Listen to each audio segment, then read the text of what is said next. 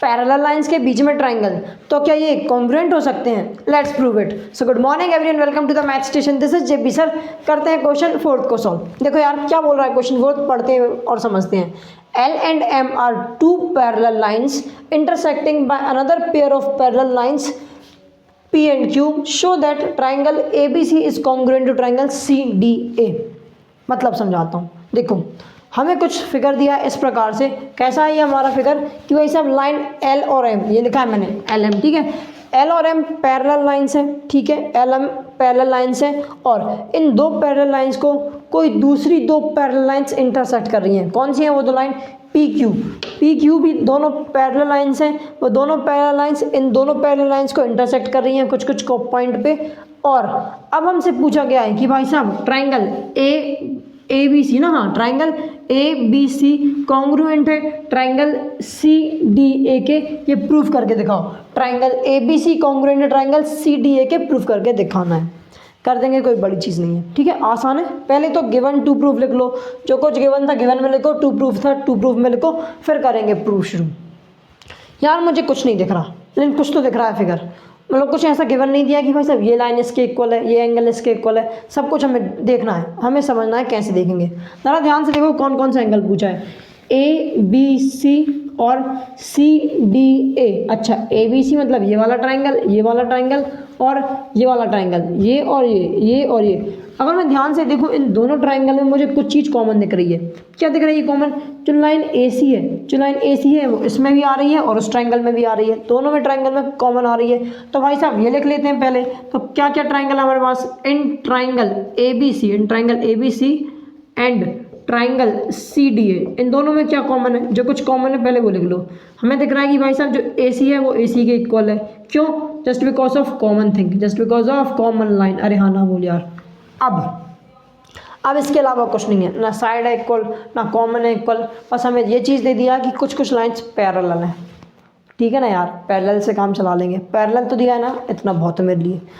अब मैं इसको ऑब्जर्व करूँ बहुत गौर गौर से, घूर घूर के देखूँ, घूर घूर के देखे जो कोई इसको कान पे उसके चार लगा दूँ। मैं नहीं लगाऊंगा क्योंकि हमें देखना है, तभी हम समझ पाएंगे। तो ध्यान से देखो यार, हमें कुछ लाइंस पैरेलल दी हैं। हमें पता है जब दो लाइन पैरेलल होती हैं तब बीच में से अगर कुछ एक ट्रांसवर्सल इंटरसेक्ट कर रही है। ध्यान से देखो इन दो लाइन के लिए L और M के लिए AC एक ट्रांसवर्सल जैसी बन जाएगी, AC एक ट्रांसवर्सल बन जाएगी। अरे हाँ ना बोलिए, जब ट्रांसवर्सल बनती है ना तो vertically opposite, sorry alternate interior angle equal हो जाते हैं। मैं भी वर्टिकल अपोजिट कहने वाला था, अल्टरनेट इंटीरियर एंगल इक्वल हो जाते हैं, इसमें कोई शक वाली बात नहीं है। तो अगर ध्यान से देखूँ ये दो लाइन के लिए ये वाला और ये वाला क्या अल्टरनेट इंटीरियर का काम करेंगे? इसको देखो और इसको देखो, हाँ भाई साहब यही करेगा। ये वाला एंगल अल्टरनेट इंटीरियर एंगल है, बिल्कुल है, तो ये भी तो इक्वल हो जाएंगे, बिल्कुल हो जाएंगे। तो लिख देते हैं भाई साहब कौन कौन सा था? ABC में कौन सा एंगल दिख रहा है मुझे? Angle ACB is equals to angle CAD के इक्वल हो जाएगा। क्यों हो जाएगा भाई साहब? अल्टरनेट इंटीरियर एंगल की वजह से। अच्छा ये दो चीज़ इक्वल में हो गई, ठीक है। अब थोड़ा और गौर से देखते हैं ज़रा, ठीक है भाई साहब, गौर से देखें। चलो हमें सिर्फ इतना ही पैरेलल दिया है क्या? और कुछ भी पैरेलल दिया है? हाँ दिया है ना, दिया है, क्या दिया है? P and Q are also be parallel. अच्छा मतलब जो P और Q ये दोनों भी पैरेलल हैं, तो इन दोनों के लिए जो लाइन AC है वो इन दोनों के लिए भी ट्रांसवर्सल हो जाएगी। अरे हाँ ना बोल यार, बिल्कुल सही बात है। और जब दो पैरेलल लाइंस को ट्रांसवर्सल कट कर दिए तो क्या भाई साहब अल्टरनेट इंटीरियर एंगल्स इक्वल हो जाते हैं? हाँ बिल्कुल हो जाते हैं। तो देख लेते हैं ज़रा इन दो लाइन के लिए कौन कौन से अल्टरनेट इंटीरियर एंगल्स हैं। ये दो लाइन ट्रांसवर्सल, ये ट्रांसवर्सल के लिए कौन से एंगल्स अल्टरनेट इंटीरियर एंगल्स हैं?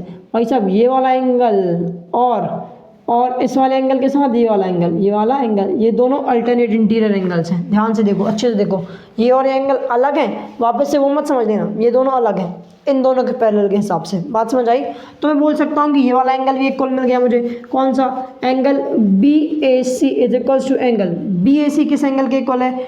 DCA के इक्वल है। क्यों है भाई साहब? अल्टरनेट इंटीरियर एंगल की वजह से, अल्टरनेट इंटीरियर एंगल की वजह से। अच्छा अब ज़रा मैं ध्यान से देखूँ, रफ़ करूँ इन्हें, चलो पहले इसको समझाता हूँ फिर रफ़ करता हूँ। अब अगर मैं ध्यान से देखूँ तो ये साइड भी कॉमन हो गई, ठीक है। अब bye angle side angle, angle side angle, angle side angle से मैं बोल सकता हूँ कि ये दोनों ट्राइंगल कॉन्ग्रुएंट हैं, क्योंकि मेरे दो एंगल और उनके बीच वाली लाइन, उनके दो एंगल उनके बीच वाली लाइन इक्वल देती, तो मैं बोल सकता हूँ bye angle side angle congruent criteria. ये भी होता है ना रूल नंबर 2, क्राइटेरिया नंबर 2 क्या था, एंगल साइड एंगल से मैं बोल सकता हूँ कि भाई साहब triangle ABC, ABC is congruent to triangle, is congruent to triangle, triangle CDA, अरे हाँ ना बोल यार, बिल्कुल सही बात है, CDA के कॉन्ग्रुएंट हो जाएगा। बस इतना ही सा क्वेश्चन था, कुछ नहीं था, बस इसको थोड़ा ऑब्जर्व करना है। कुछ कुछ चीज़ें नहीं भी थी ना, कोई दिक्कत नहीं, आपस में से घूर घूर के देखो, सब कुछ मिल जाएगा, सब कुछ आपको वहीं मिलेगा, बस आपके देखने का नज़रिया है। बात समझ आई, क्वेश्चन समझ आया, क्वेश्चन पसंद आया, क्वेश्चन की वीडियो पसंद आई, वीडियो पसंद आई तो वीडियो को लाइक करो, शेयर करो, कमेंट करो, चैनल सब्सक्राइब करके बेल आइकन दबा देना। मिलते हैं नेक्स्ट वीडियो में, तब तक के लिए bye bye, have a good day.